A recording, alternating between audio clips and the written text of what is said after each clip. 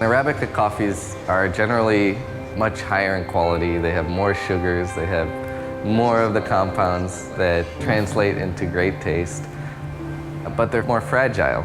They tend to grow at high altitudes in the mountains, in places all along the equator. And they grow in areas that are the most susceptible to climate change. The actual area that is available in these high altitude tropical zones for growing Arabica coffees are shrinking. The question is, are we as consumers in danger of losing coffee? Is coffee disappearing?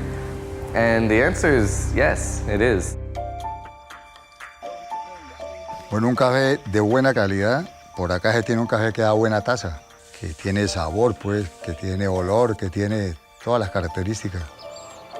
Y un café de mala calidad es un café que por una u otra causa, o sea, afectado por el tiempo o algo, o está afectado por la broca.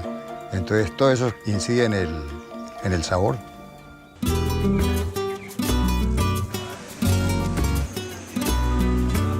It's been marketed over the last 30 to 40 years that Colombia is producing the best coffee, and Colombians are proud of that.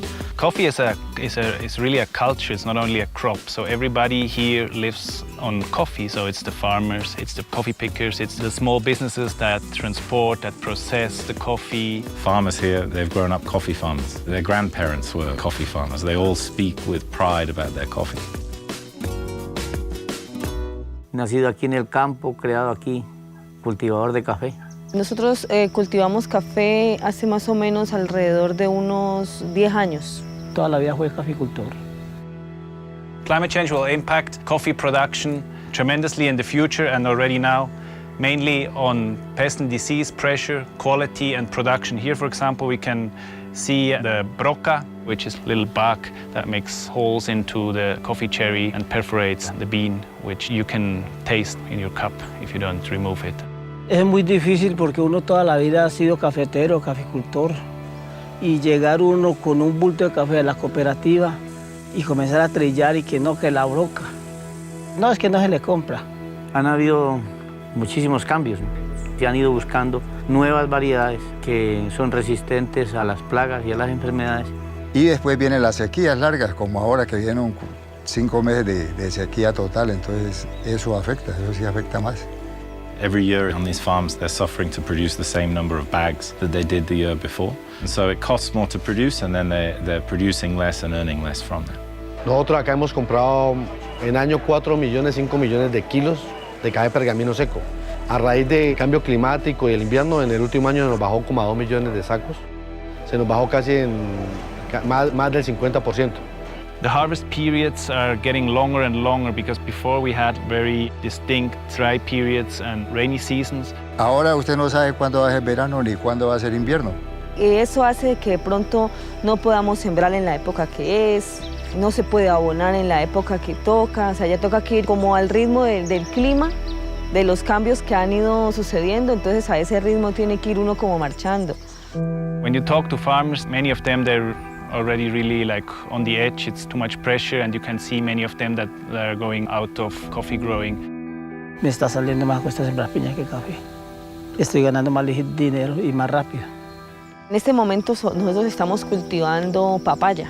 Nos hemos arriesgado en este momento a sembrar más cultivos porque el verano no nos lo permite. Todo esto era cafetero, pero ahora ya vas para arriba, para las zonas más altas. Suitable coffee growing areas are moving up the altitude in order to compensate for increased temperatures. It's very, very sensitive. A lot of other crops, they can deal with a much bigger range of temperatures. Coffee really needs a very specific niche to be producing good quality Arabica coffee.